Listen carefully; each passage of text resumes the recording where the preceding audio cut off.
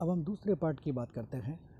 जब विद्युत क्षेत्र सदिश E आपतन तल के समांतर हो, when electric field vector E is parallel to the plane of incidence, जैसा कि चित्र में दिखाया गया है। इस बार H कंपोनेंट को डॉट के आसपास सर्कल द्वारा दिखाया गया है, अर्थात वो उस तल के लंबवत होगा। तो इस प्रकार E और K कंपोनेंट तल के अंदर स्थित होंगे, जैसा कि चित्र में दिखाया गया है। अंतरापृष्ठ उसी तरह से एक्स वाई तल में है। इस स्थिति में H अंतरापृष्ठ के समांतर होगा। अब चूंकि बाउंड्री कंडीशन से अंतरापृष्ठ पर विद्युत क्षेत्र E के स्पर्शीय घटक सतत रहते हैं, that is to say EI parallel plus ER parallel is equal to ET parallel, which can be further written as EOI parallel plus EOR parallel is equal to EOT parallel, जैसा कि हमने first case में देखा था। अब EOI parallel जो है वो स्पर्शीय घटक है, तो EOI cos थीटा I हो जाएगा minus EOR cos theta R हो जाएगा, EOT cos थीटा T हो जाएगा, जैसा कि चित्र में दिखाया गया है। अब चूँकि परावर्तन के नियम से theta I is equal to theta R, so we will get equation number 1। इसी प्रकार H के लिए बाउंड्री कंडीशन से H का स्पर्शीय घटक सतत रहता है, so we can write HI parallel plus HR parallel, जो एक ही माध्यम में है, is equal to H2 parallel, जो दूसरे माध्यम में है। और चूँकि HI, HR व HT इस बार अंतरापृष्ठ XY के पैरेलल है, इसलिए HOI minus HOR is equal to HOT, क्योंकि HOI और HOR परस्पर विपरीत दिशा में होंगे।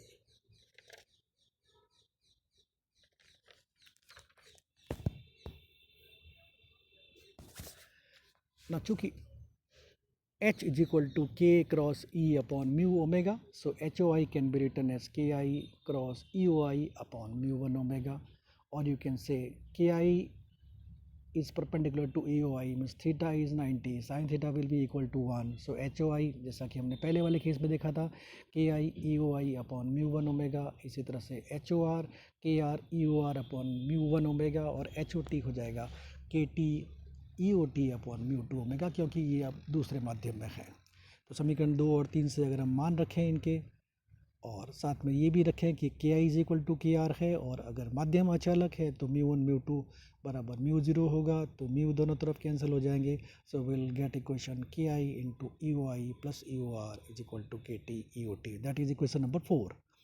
अब चूंकि समीकरण 1 से आगे बढ़े, E O I minus E O R is equal to cos theta is equal to E O T cos theta T, जैसा हमने फर्स्ट केस में किया था। यहाँ पहले ई ओ टी का मान रखेंगे, तो उस केस में हम परावर्तन गुणांक निकालेंगे, फिर हम ई ओ आर का मान रखेंगे, तो उससे हम पारगमन गुणांक निकालेंगे, जैसा कि हमने फर्स्ट केस में किया था। तो पहले हम ई ओ टी का मान रखें, तो we will get this equation. उसको समीकरण को सॉल्व करके आगे बढ़ाएं तो हमारे पास समीकरण आ जाएगी E O I upon E O R is equal to cos theta I minus K I upon K T cos theta T upon cos theta I plus K I by K T cos theta T.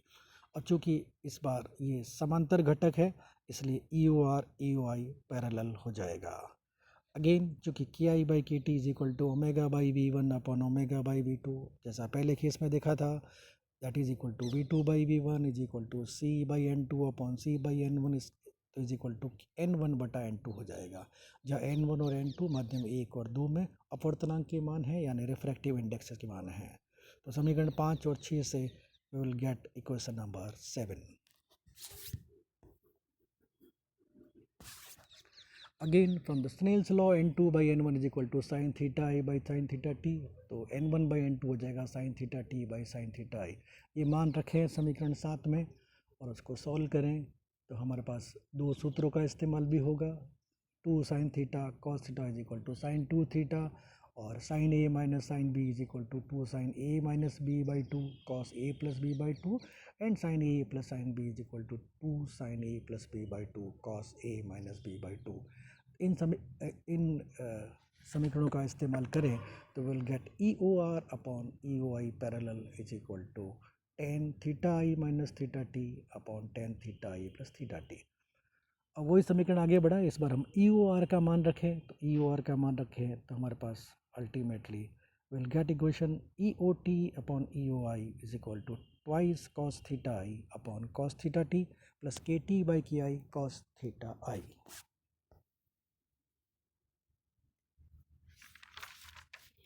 फिर उसी तरह से के T by K I is equal to N two by N one. So we will get equation EOT upon EOI parallel is equal to twice cos theta I upon cos theta t plus n2 by n1 cos theta I. Again from the Snell's law, sin theta t by sin theta I is equal to n1 by n2.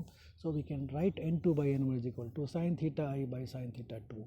इसका मान अगर इस समीकरण में रखें और इसको आगे बढ़ाएं तो we will get this equation EOT upon EOI parallel is equal to twice sin theta I cos theta t upon sin theta I plus theta t cos theta I minus theta t. समीकरण number B.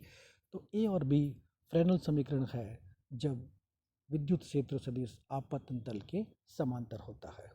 समीकरण B से जाहिर है कि ई O T upon E O I parallel का मान theta आई व theta T के सभी मानों के लिए पॉजिटिव रहेगा, क्योंकि साइन की टर्म प्लस के साथ में है और कॉस की टर्म अगर माइनस भी होगी तो cos minus theta is always equal to cos theta.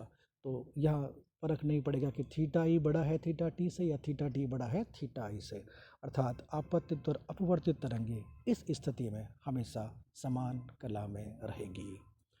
अब समीकरण ए की बात करें तो समीकरण ए से यदि थीटा वन बड़ा है थीटा टी से तो और theta one plus theta T का मान पाई बाई टू से यानी 90 डिग्री से कम है, या थीटा वन थीटा आई लेस देन थीटा टी है लेकिन theta I plus theta T 90 से बड़ा है, तो उस स्थिति में आपतित और परावर्तित तरंगे समान कला में होगी.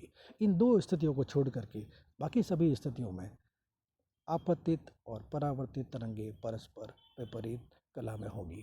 तो इस तरह से हमने चर्चा की फ्रेनल समीकरणों की उन दो स्थितियों में जब ई आपतन तल के लंबवत स्थित होता है और जब ई आपतन तल के समांतर स्थित होता है. नेक्स्ट वीडियो में हम चर्चा करेंगे परावर्तन और पारगमन गुणांकों की.